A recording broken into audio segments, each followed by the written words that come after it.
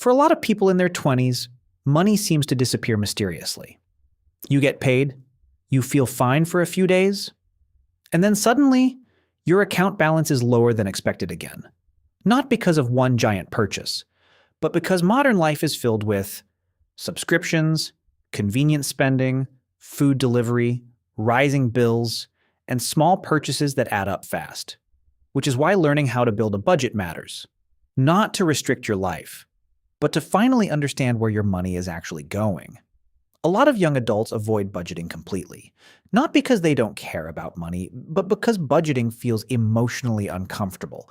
For some people, looking at finances creates stress instantly, because deep down, they already know they're probably overspending, or they're worried they don't make enough to begin with, and social media makes this worse. People constantly see vacations, expensive apartments, new cars, luxury lifestyles, nonstop spending. So, financially struggling starts to feel normal, especially when everyone around you seems to be spending constantly too.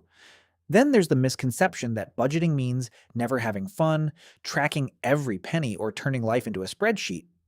But real budgeting isn't about punishment, it's about awareness.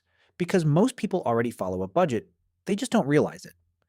Their money automatically gets divided between bills, subscriptions, food, impulse purchases, and entertainment. The problem is, without a plan, spending becomes reactive instead of intentional, and that's when people start asking, how did I spend this much already? A budget simply gives your money direction before it disappears. The first step is simple. Figure out how much money actually comes in each month after taxes. Not your yearly salary, not your hourly rate, your real monthly take-home pay. Because budgeting only works when based on real numbers. If income changes every month, estimate conservatively using your lower average income. The goal is to create stability, even when life feels financially unpredictable. Next, list your fixed monthly expenses. These are bills that stay mostly consistent. Rent, car payment, insurance, phone bill, internet, subscriptions, minimum debt payments. This step is important because many people underestimate how much of their income is already committed before the month even starts, and once fixed expenses become too large. Financial stress grows quickly. Now comes the part most people avoid: variable spending. This is where money quietly disappears. Things like fast food, coffee, online shopping, drinks, entertainment, random convenience purchases, and individually, most of these purchases don't feel expensive. That's why they're dangerous, because small spending repeated constantly becomes difficult to notice. Tracking spending for even 1 month can completely change how people view their finances. A beginner budget doesn't need to be complicated.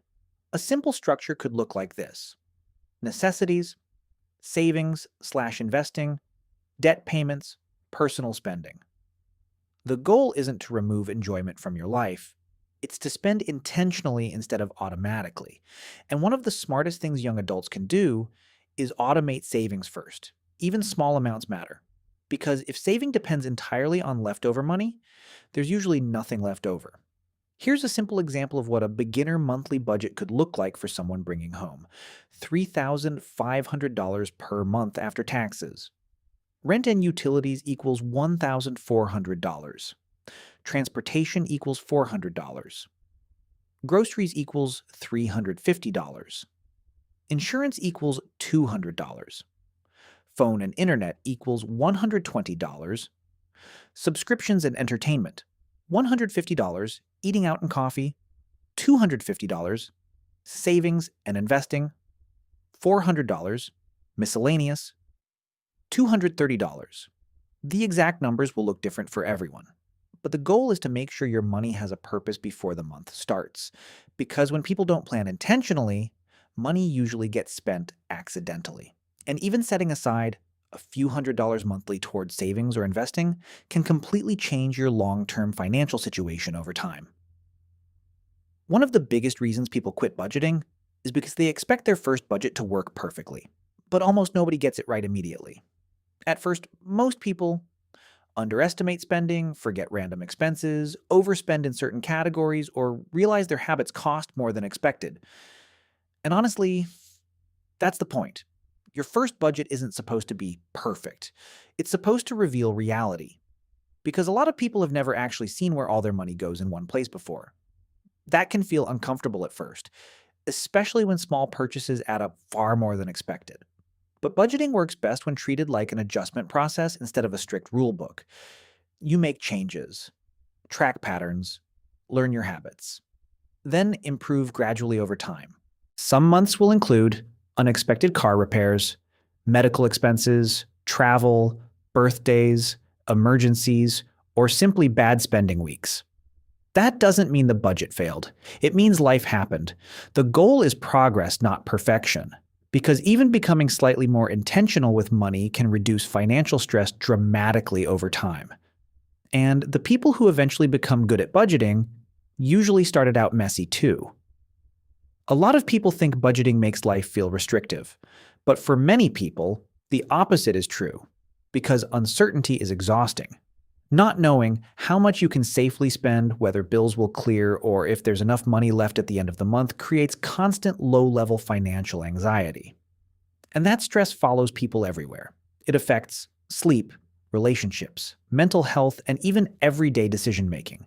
But budgeting creates visibility, and visibility creates control. When you know your rent is covered, your bills are planned for, your savings are growing, and your spending has boundaries, money stops feeling chaotic.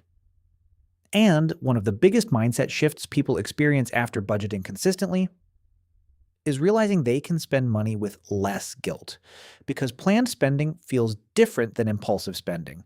If entertainment, hobbies, eating out, or travel are already built into the budget, you can enjoy them without constantly wondering, can I actually afford this? That's what many people misunderstand about budgeting.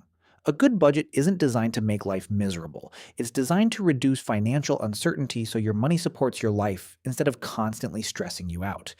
Because financial peace usually comes from clarity, not from earning more money endlessly. Building your first budget probably won't transform your finances overnight, but it can completely change your relationship with money over time. Because budgeting creates something most people never really feel financially: control. Not perfection, not unlimited money, not instant wealth, just clarity. And for many people in their 20s, clarity alone reduces a huge amount of financial stress.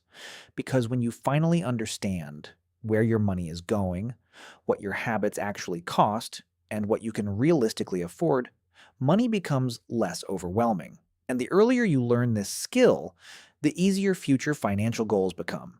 Saving money, investing, paying off debt, building emergency funds, and avoiding paycheck-to-paycheck living. A budget isn't about restriction. It's about making sure your money supports the life you actually want instead of disappearing automatically every month. If this video helped you rethink budgeting, hit like, subscribe, and turn on notifications for more videos about personal finance, investing, money psychology, and building financial freedom in your 20s and 30s. And before you leave, ask yourself this. If you tracked every dollar for the next 30 days, what would you learn about your spending habits?